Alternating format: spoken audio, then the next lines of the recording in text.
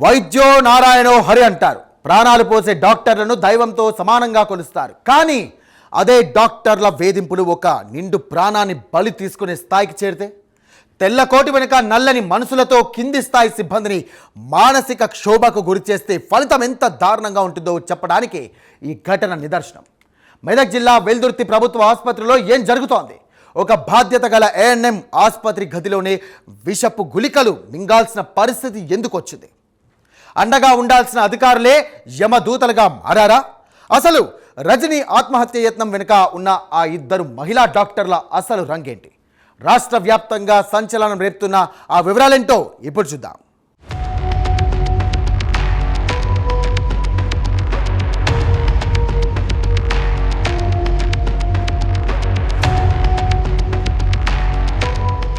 మెదక్ జిల్లా వెల్దుర్తి ప్రభుత్వ ఆసుపత్రి రోగులతో కిటకిటలాడే ఆ వైద్యాలయంలో మార్చి 28న మధ్యాహ్నం ఒక్కసారిగా కలకలం రేగింది.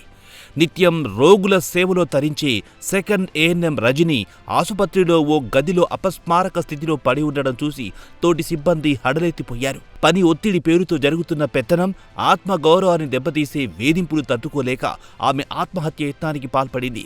మధ్యాహ్నం సమయంలో యూడీసీ శ్రీలత మాసాయిపేట సబ్ సెంటర్లో సిబ్బంది లేరని, తక్షణమే అక్కడికి వెళ్లాలంటూ రజనీ ఆదేశించారు. ఇప్పటికే ఇద్దరు మహిళా వైద్యుల వేధింపులతో సతమతమవుతున్న ఆమెకు ఈ ఆదేశం పుండు మీద కారం చల్లినట్లయింది.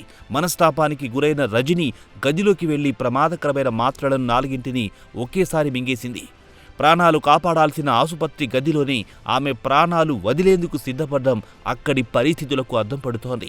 వెంటనే గమనించిన సిబ్బంది ప్రాథమిక చికిత్స అందించి 108 అంబులెన్స్ ద్వారా మెదక్ జిల్లా ఆసుపత్రికి తరలించారు. డ్యూటీకి వచ్చినప్పటి నుండి మార్నింగ్ నుండి ఏడ్చుకుంటూనే బాధపడుకుంటూనే ఉంది. నేనన్నా ఎందుకమ్మా బాధపడుతున్న బాధ అని నేను అంటే నన్ను ఇప్పుడు మాసాయిపేట సబ్ సెంటర్కి పొమ్మంటున్నారు. నేను ఫోన్ అని నిన్ననే రాసి అయినా కూడా నన్ను ఇప్పుడు పొమ్మంటున్నారు. నేను బతకనే నేను ఉండే ఈ ప్లేస్లో అనుకుంటే వెళ్ళిపోతుంది. వచ్చేసి నాకు రూమ్లోకి వచ్చి తలపెట్టుకున్నాను. ఎందుకు ఏమి ఇబ్బంది ఆమెకు? ఏమో మాసాయిపేట సబ్ సెంటర్ పొమ్మన్నారట సార్, ఫోన్ చేసిరట. ఫోన్ అన్నదా? ఫోన్ అన్నది నిన్న రాసి ఇచ్చిందట ఫోన్ అని. ఇప్పుడు టాబ్లెట్లు ఏం టాబ్లెట్ అని మింగింది? మెట్ఫార్మిన్ 4 టాబ్లెట్లు మింగినట్టున్నది. మెట్ఫార్మిన్ టాబ్లెట్స్ మొత్తం బాగుంటుందా అది? ఇవి మామూలుగా షుగర్ అయితే తీసుకుంటారు. అవి మెట్ఫార్మిన్ 4 వేసుకున్నా? అవి డోర్ పెట్టుకుని లోపలికి వచ్చి డోర్ పెట్టుకుని 4 వేసుకున్నా. అందరం కలిసి పరుగు వచ్చింది. అందుకే మేము ఎక్కడ చూసినాం ఏందమ్మా టాబ్లెట్ తీసుకొని వచ్చి డోర్ పెట్టుకుని వేసుకుందా? అసలు ప్రాబ్లం ఏందా?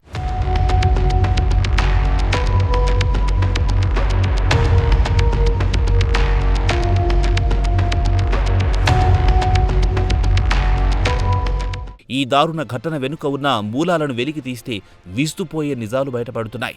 ఆసుపత్రిలో పనిచేస్తున్న సౌజన్య, శిరీష అనే ఇద్దరు మహిళా వైద్యులు కింది స్థాయి సిబ్బందిపై సాగిస్తున్న పెత్తనం హద్దులు దాటిందనే ఆరోపణలు వెల్లువెత్తుతున్నాయి. చిన్న ఉద్యోగం చేస్తూ కుటుంబాన్ని పోషించుకుంటున్న బాధితురాలిని గత కొద్ది రోజులుగా విధి నిర్వహణలో తీవ్ర ఇబ్బందులకు గురి చేయడమే దీనికి కారణం. పని చేస్తున్న వంకలు పెట్టడం, అందరి ముందు అవమానించడం లాంటి చేష్టలతో ఆమెను మానసిక రోగిగా మార్చేశారన్న ఆరోపణలు లేకపోలేదు. ప్రస్తుతం ఉన్న సిబ్బంది సైతం వీరి టార్చర్ భరించలేక సెలవులు పెట్టడం లేదా బదిలీల కోసం పై అధికారుల చుట్టూ తిరుగుతున్నట్టు సమాచారం.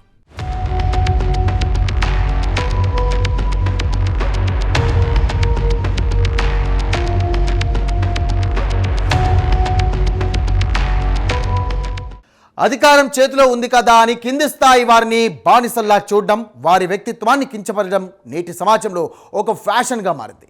రజనీ ఆత్మహత్య యత్నం కేవలం ఒక ఘటన మాత్రమే కాదు, ప్రభుత్వ కార్యాలయాల్లో జరుగుతున్న వేధింపుల పర్వానికి ఒక హెచ్చరిక. పని ఒత్తిడి ఉంచొచ్చు, కానీ అది ఒక ప్రాణం తీసే స్థాయికి వెళ్ళకూడదు.